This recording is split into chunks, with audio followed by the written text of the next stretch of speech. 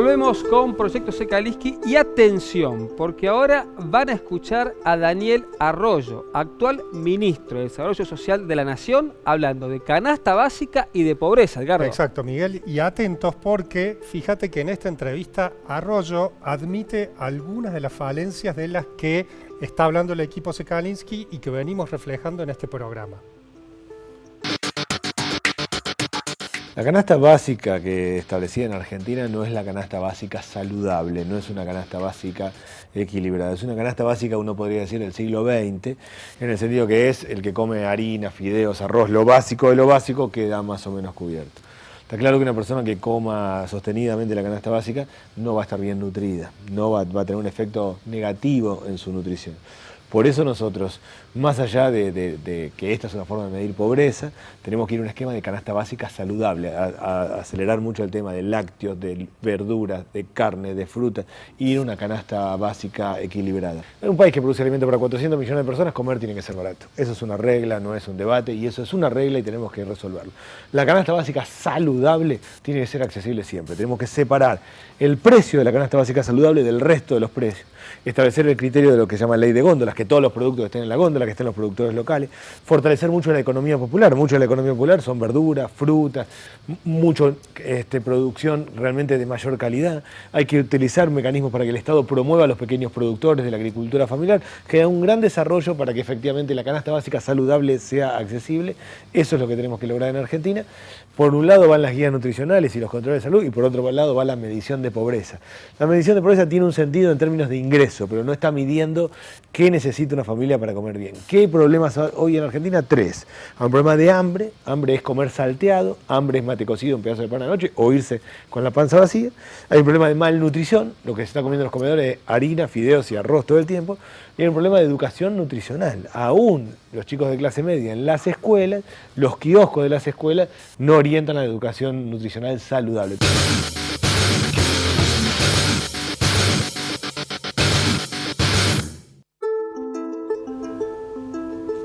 Hola Cari, acabamos de escuchar a Daniel Arroyo hablando de un tema que va a ser trascendental en el 2020 en Argentina, que es el del hambre y el de la pobreza. Y la pobreza es el tema que pudimos visibilizar a lo largo de estos programas gracias al equipo Sekalinski. Sí, datos fuertes, números que incomodan también, y vamos a repasar un poco cómo están hoy las cifras de pobreza en nuestro país. El 32,7% de los hogares argentinos son pobres. El 40,8% de las personas en nuestro país son pobres y el 59,5%, o sea, casi 6 de cada 10 niños y adolescentes en Argentina están viviendo en condiciones de pobreza. Exacto, recordemos que son alrededor de 16 millones de personas en Argentina que viven bajo la línea de pobreza o de indigencia. Una realidad que nos cuesta ver, que estamos tratando de visibilizar, y ahora vamos a ver cómo dos especialistas que ya han pasado por el programa, Sergio Britos e Isaac Rudnick, nos dan las claves de lo que tiene que ver con este problema relacionado con la alimentación y la nutrición.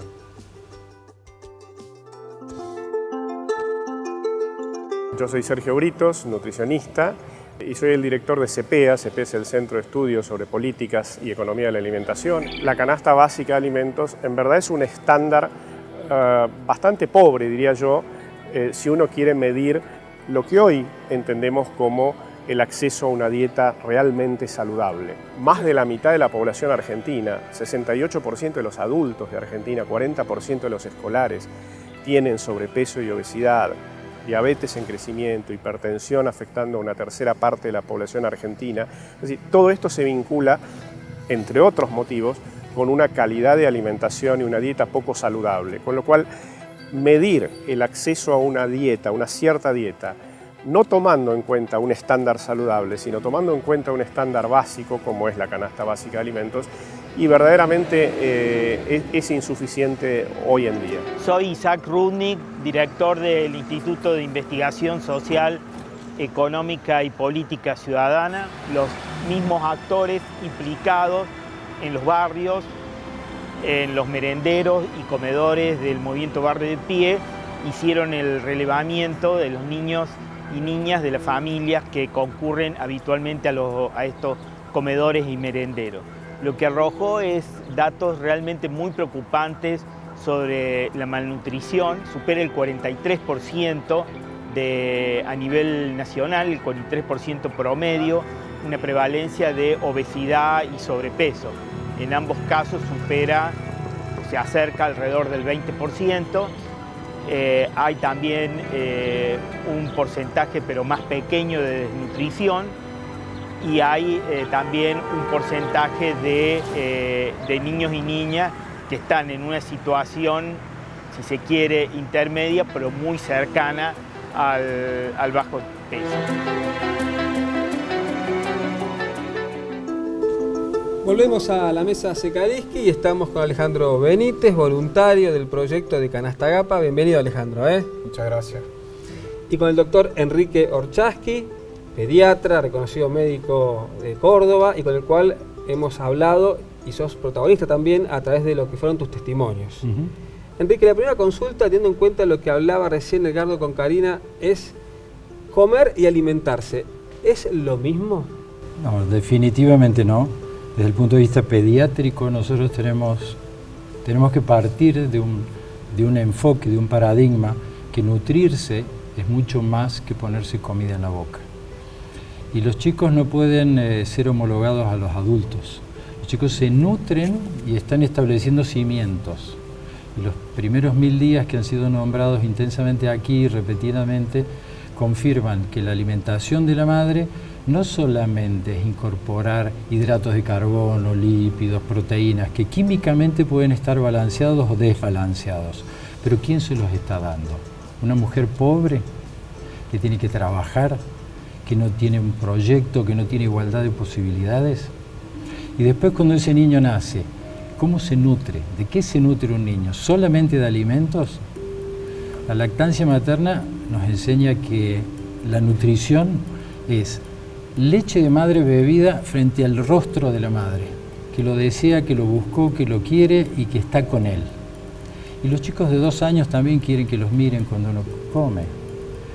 Y el aditamento que uno no ha medido dentro de lo que es la pobreza como herida social profunda es la soledad, en la que el pobre se cría.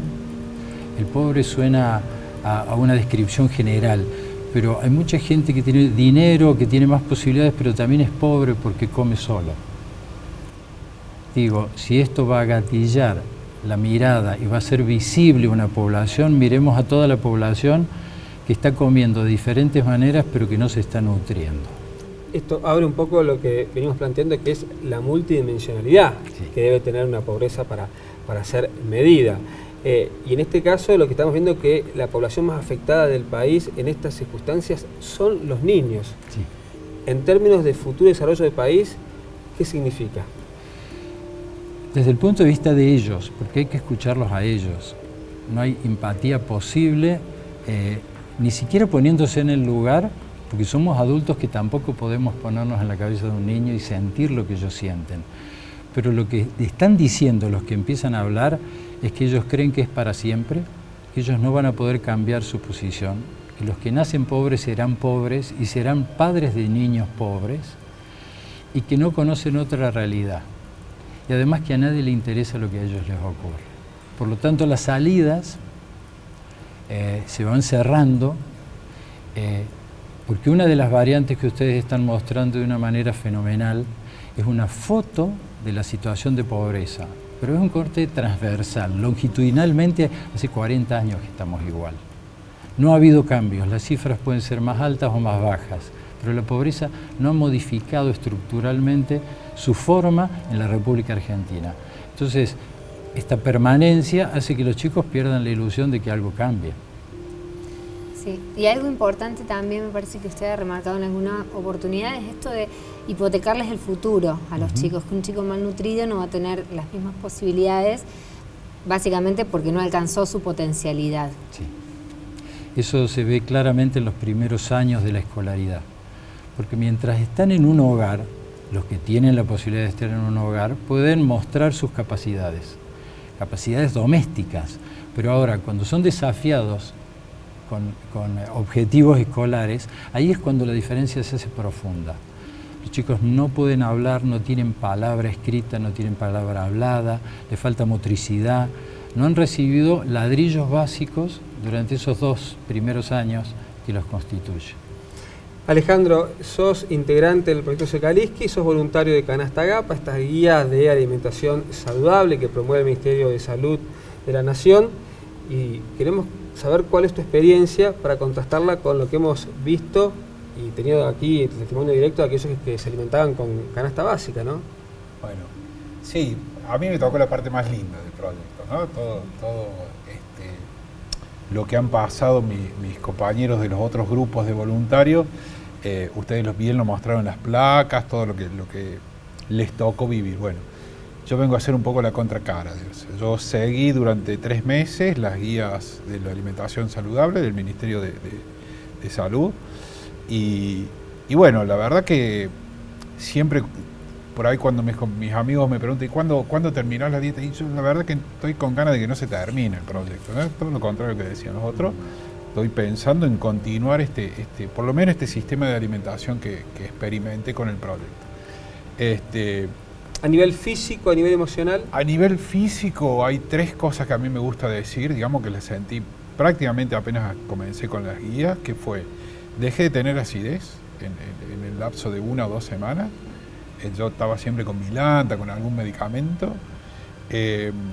La otra cosa que realmente me cambió, no solamente a mí, más a mi familia que a mí, dejé de roncar también. Al mes que me estaba alimentando así ya había dejado de roncar. Bajé de peso, pero fue una bajada de peso equilibrada, se nota. Bueno, empecé también a hacer algo de ejercicio físico. Y bueno, la otra es que alteré, digamos, cambié. Yo me alimentaba de una forma que era completamente distinta en los horarios en los que uno se alimentaba, ¿no? Yo tenía una pirámide invertida.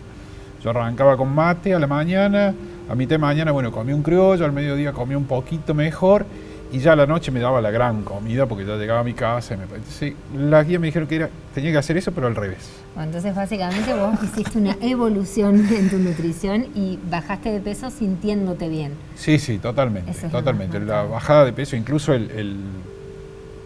me hicieron los chequeos y la bajada de peso fue óptima porque fue incluso aumentando algo de músculo, digamos, fue... Masa muscular. Aumentando masa muscular, sí, y todo lo que se perdió fue grasa, digamos. Lo que vemos acá en esta mesa, tenemos por aquí GAPA, por aquí canasta básica, pero está claramente no solamente la cuestión de los productos, sino el valor económico que tiene cada uno de estos, ¿no? Sí, ni hablar.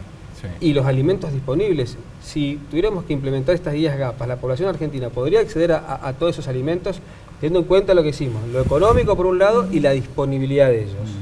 Sí, yo creo que una gran discusión es que no nos estamos dando últimamente es qué queremos comer, que este proyecto sí lo puso en discusión, de decir, bueno, a ver, ¿qué pasa si todos queremos comer guías GAPA, alimentarnos bien? O sea, de una fruta que estamos comiendo con canasta básica tenemos que pasar a 5 porciones de fruta, lo cual hay que triplicar o cuadruplicar la cantidad de fruta. No alcanza. En el país no. Hay que planificar el sistema productivo para eso. La otra característica es que nosotros desde el INTA ya lo venimos marcando, no solamente el INTA, sino varias instituciones, productores también, la pérdida de los espacios productivos de alimentos de proximidad. O sea, estos alimentos que tengo yo hoy en mi plato, que son las verduras de hoja y demás, que recorren un corto recorrido desde que se cosecha hasta que llega al plato de la mesa, se producen lo que nosotros conocemos más vulgarmente como cinturón verde. Bueno, el cinturón verde viene perdiendo espacio de tierra para producción de alimentos de proximidad. ¿Y dónde se va esa producción? ¿Dónde? Porque el resto que nosotros conocemos como campo son commodities, digamos, no es alimento fresco. El alimento fresco se produce donde tenés riego y donde tenés mano de obra. La otra producción prácticamente no necesita de otra forma. Claro. Entonces, en Córdoba, en los últimos 10 años se han perdido cerca de un total de 350 quintas que había, hoy quedan 160 en el ejido municipal y se están perdiendo. Pero ese problema que agranda la situación es que no es el problema de Córdoba.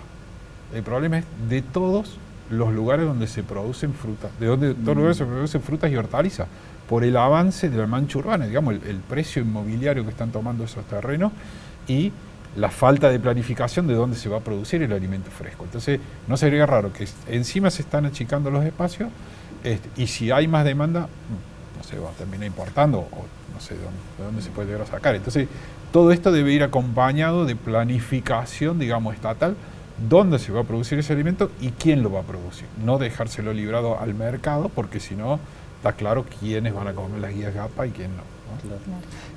Enrique, ¿te consultan cuando van las madres o los padres allí a los consultorios qué le doy de comer a mis hijos? Y si se le pregunta también cómo se alimentan y qué son las características, cómo puedes caracterizar a los chicos. En todos los grupos sociales, en el hospital, en el sector público, en el sector privado, la consulta empieza con conflicto. Es decir, nadie me viene a contar, estamos comiendo fantástico, ¿cómo podemos mejorar esto? No comen muy selectivamente o comen a deshora. Pero tiene que ver con la desorganización familiar. Convengamos que la mayoría de las familias no tienen organizado o no disponen de un tiempo para acompañar a sus hijos. Más del 90% de los escolares almuerzan solos. Entonces, ¿quién está acompañando a esa gran población?